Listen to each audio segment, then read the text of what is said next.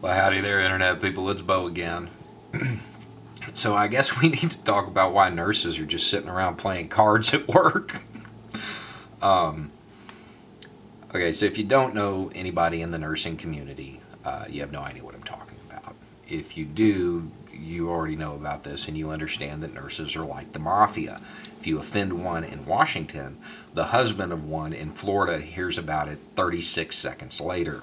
And that's what happened today.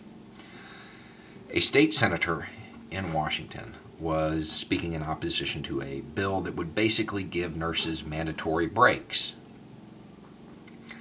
And she went on about how this would adversely affect rural hospitals, underserved hospitals, and they didn't really need them anyway because they spend a good portion of the day playing cards.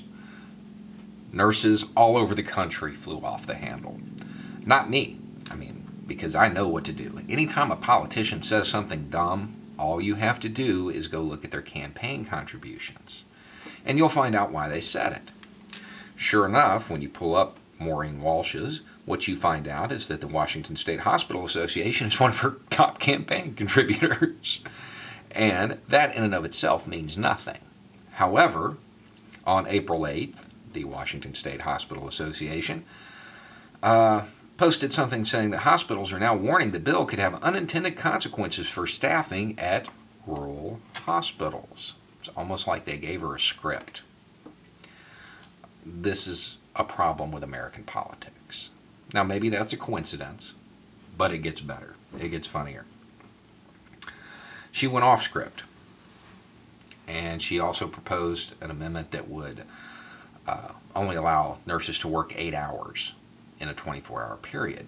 And there's no exemptions for, like, if they're in the middle of a surgery, or patient safety, anything like that. So the Washington State Hospital Association released a statement and says, in a surprise amendment to the nurse staffing bill, the Senate added a provision that would limit nurses to working only 8 hours in a 24-hour period. And it goes on.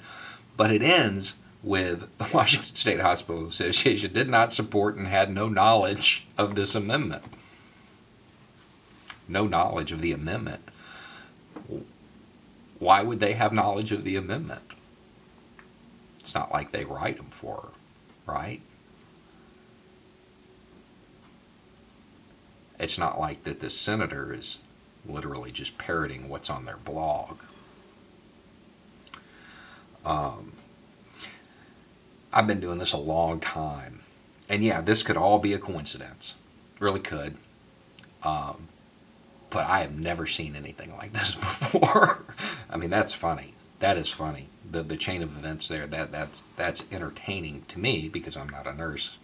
But if you guys look up from your card games long enough, y'all might find that entertaining too. But this is the problem with American politics. There is so much money in it that it's that easy to find out why your representative, who is supposed to be your representative, is proposing the bills and amendments that they are and why they're voting the way they are. It's really that easy. And I have to say, if for $2,000, she's literally just proposing whatever the hospital association wants. Granted, she went off script this time. But other than that, that seems like really good service for really cheap. Down here in Florida, to get service like that, it costs like 10, 15 grand. Again, it could be a coincidence, but it's probably not, in my opinion. I think we could all learn something from this.